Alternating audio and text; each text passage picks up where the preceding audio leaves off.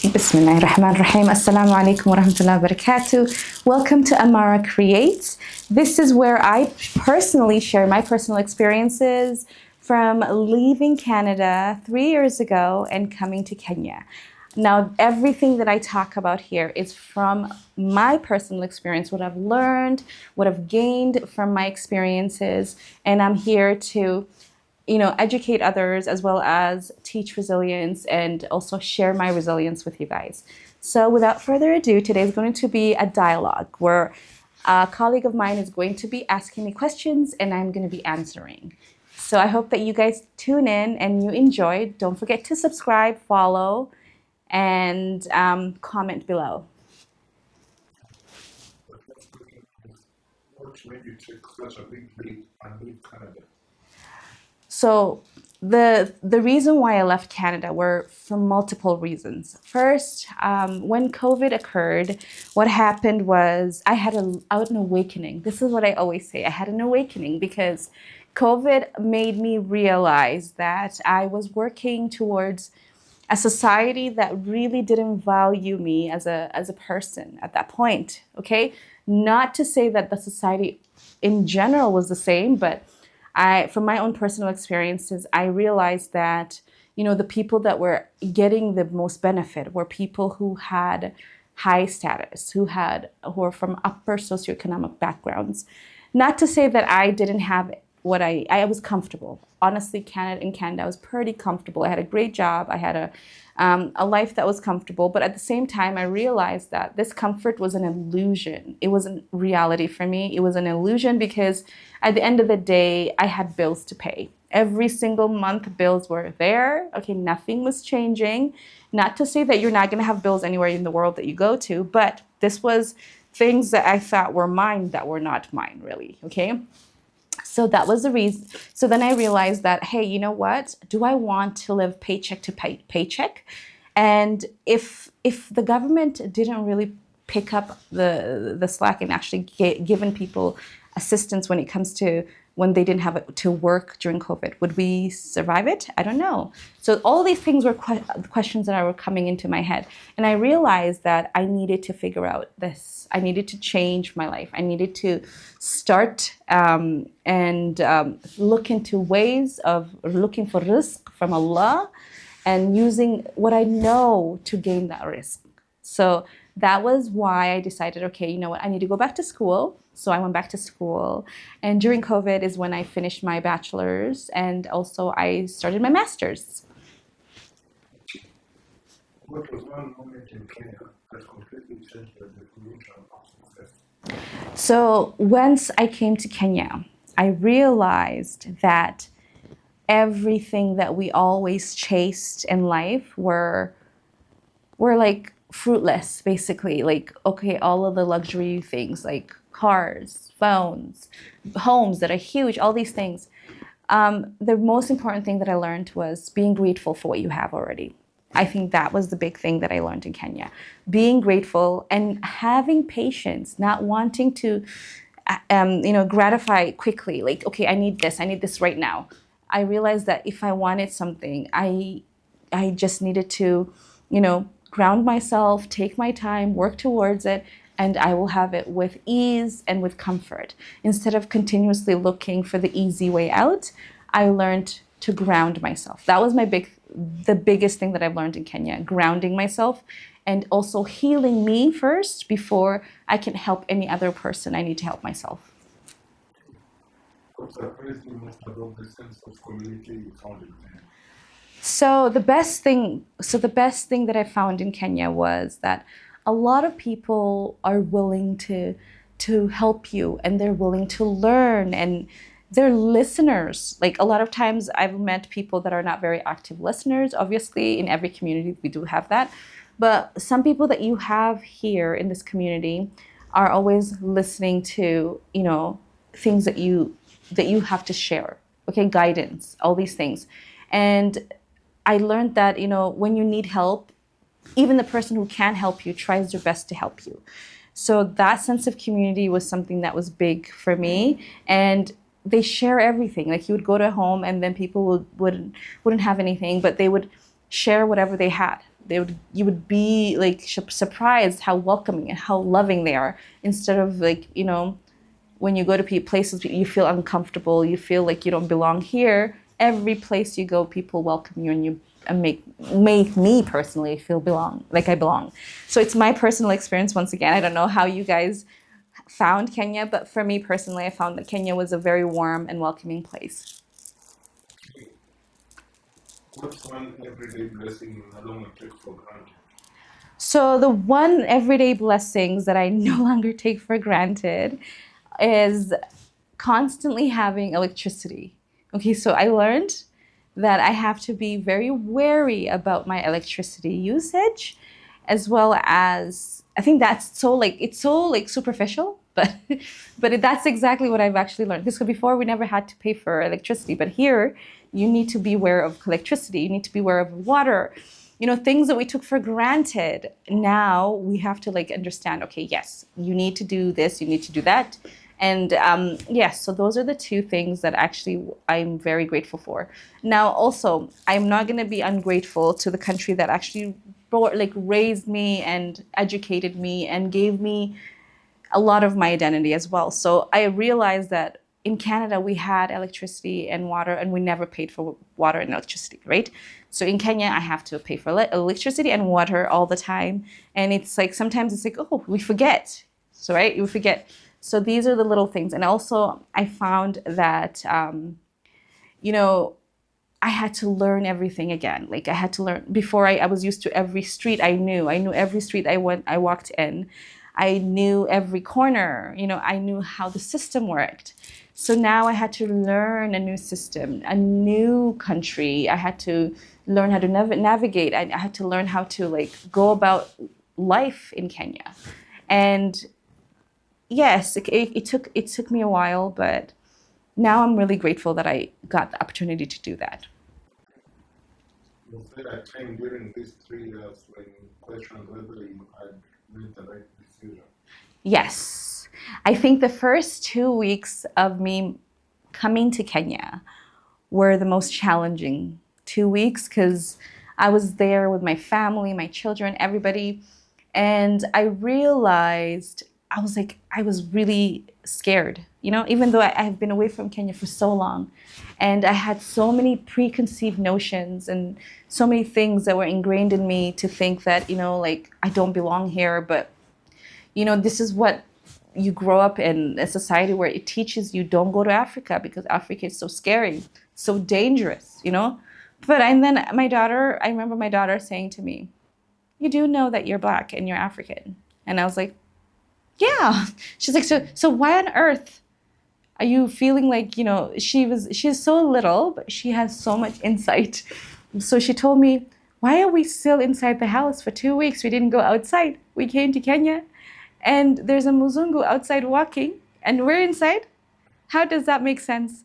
So I said, "Okay, let's be brave. Let's go outside." So, and then we went to the first cafe that we went to was in Kilileshwa. And we went there and we walked there. I said, "You know what, we're going to walk. We're going to learn to cross the street because the streets don't have lights." We were scared of that too. That was something that was new, the no lights in the streets. So we walked I said, "We just walk, walk, walk." We walked there and then we sat there, and I was sitting there for 3 hours at the cafe. We sat at the cafe for 3 hours. And it was a relief that I felt that I've never felt before. And I was like, I'm home. I finally realized, yes, this is home. And after that, I was everywhere. I went everywhere, literally too comfortable. Yeah. Can you share a moment when you truly felt Allah's subhanahu help after putting your trust in Him? So there's a time where things were a little bit like I get a lot of challenges because you're in this country, you're new, right? You really don't have a lot of support other than people that are outside the country, right? And even then, you hardly have a lot of people's support because most times everybody's trying to carry their own load. Everybody's carrying their own burdens. So there's a time that I felt like, okay, especially when the kids got sick or I got sick or whatever, I was scared, honestly. But then, alhamdulillah, I realized that God has a way of showing you that you're never alone, you know? So then, alhamdulillah, with God's help, I've overcome, burdens of financially. I've overcome burdens with feeling unhealthy or unwell, and raising the kids here has been the biggest blessing from Allah because I see my children develop and become individuals that are really strong and capable. And I'm really shocked. I'm like, oh, mashallah, like these kids have come so long, such a long way. They actually are very proud of their culture, their religion, and they're really helpful to their grandparents and family. They're family oriented. Before they'd be in the room, isolated on a phone, and now they're integrating with their family. They're cooking with their grandmother. They're taking care of their family, and I'm like, this is beautiful. This is what I wanted. You work with women, children, and communities. Is there one person you never forget and what did they teach you? So yes, there's a few people that I've met that I've never forgotten. So there's somebody that I worked with that I've met in Kenya, and she's somebody that I really really admire and I love because her resilience is really something that I never seen in other people, and she's very grounded.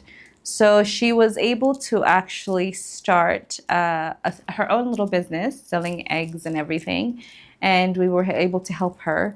But this woman is, no matter what she's going through, she's always smiling. No matter what she's going through, you will never know she's struggling or she's going through something difficult until like you really sit down with her and she tells you, and you're like, so you've been carrying all this and I didn't know, you know? So I won't name her because for her own right, but that's the one of the women that I met in Kenya. But also like I realized that the children here are very resilient. So there's many children that I met in the orphanage, right? Beautiful, beautiful children. They've gone through so much and they're still so happy, so welcoming, so kind. They still have like life in them, and but then they've been through so much challenges. So I feel like at the end of the day, what I've gained from here, from so many people that I met, is that resilience is ingrained in us as Africans. We've overcome so much and we're still overcoming so much. And this resilience is something that I've not seen in other communities. If someone asks you today, where do you most feel at home, what would you say? Kenya. I feel at home in Kenya, 100%.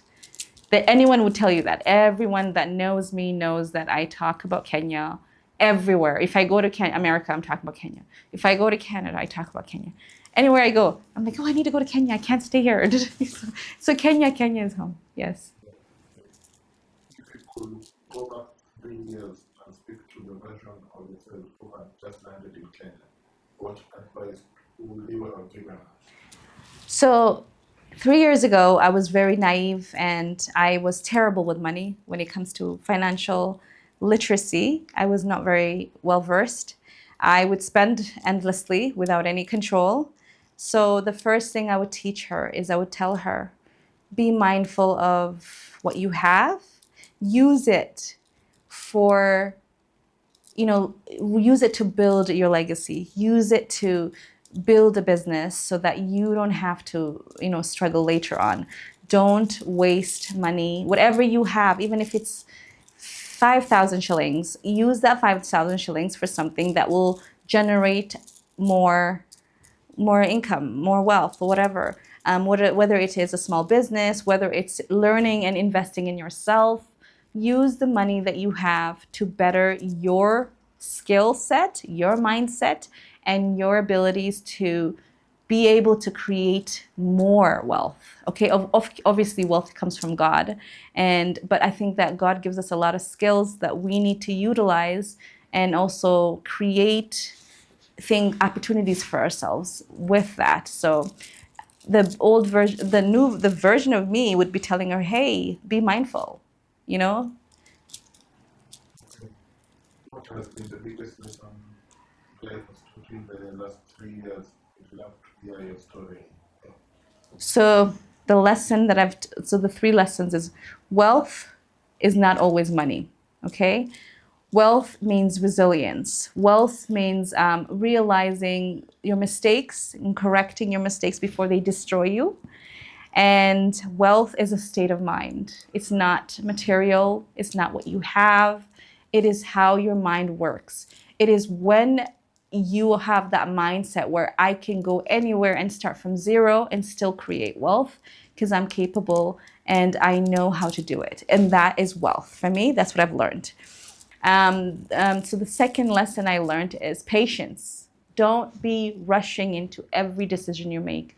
Be patient. Be patient with your work and your abilities and how you're functioning and how you're growing whatever business or whatever opportunity that you're doing right now. But also be quick to making decisions that will build you up. Okay? But and also be take it slow to change your mind because sometimes when you're doing something, things might not work out for you at that first try, the second try, and maybe they're so close before you give up. Just keep pushing until you succeed. Just make sure that you never give up because when you're giving up, that's when you're going to be successful. That's one thing I could tell you guys. Never give up until you finish one task. And I realize every situation you'll grow, you'll learn from. If you don't feel like you're successful from that situation, you are because you learned so much from that failure or that so-called failure that you think it's a failure. You've gained so much learning, opportunities, experiences, and that's going to grow you in the next try that you do. Don't ever give up on anything that you want in life. Keep pushing because you will get it. The final question. After everything you've experienced, what do you hope the next 3 years look like for yourself, family, and the people you're serving? So for myself, I'll start with that. For myself, I hope that I've learned from all of the challenges that I've experienced in life and I want to achieve my goals and I see myself in a place where I've achieved all of those. I have no boundaries and I believe that I'm going to keep going. And even when I do achieve the goals that I've set for myself now, I know that I'm going to have more goals that I set for myself in the future. So I feel like the person that I am right now is a person who will not settle just for the bare minimum or settle for the mediocrity. I'm going for extraordinary, and I want to be looking back at this person today and saying, you never gave up, even though it was challenging, it was difficult. You had tears, you were going through so much and nobody knew about it, but you never gave up. So I want to push until success is what I smell, what I feel, and that's where I want to be. I want to be that's the 3 years from now. I'm going to be like, wow, at that time, I didn't know I would be this person today, you know? And for other people in my community is I hope that the community that I serve will be a community that grows with me. Like, I don't want to grow by myself. I want to bring up all of the people who surround me because we are as strong as our community. So if I'm growing, my community has to be also benefiting from my growth and growing with me, whether it is to educate others and teach or funding or whatever it is, helping each other out to grow as a community. Okay, thank you so much, guys. This is it for our podcast today. Next time, we're going to be talking about being out there in Kenya and interviewing other Kenyans and seeing how they feel about our society and what their concerns are and how we're going to help them and how we're going to help change and shape their mindsets. Till next time, don't forget to subscribe, like, and share this podcast with others. And also, please leave comments below so we know what you guys want to see in the next podcast.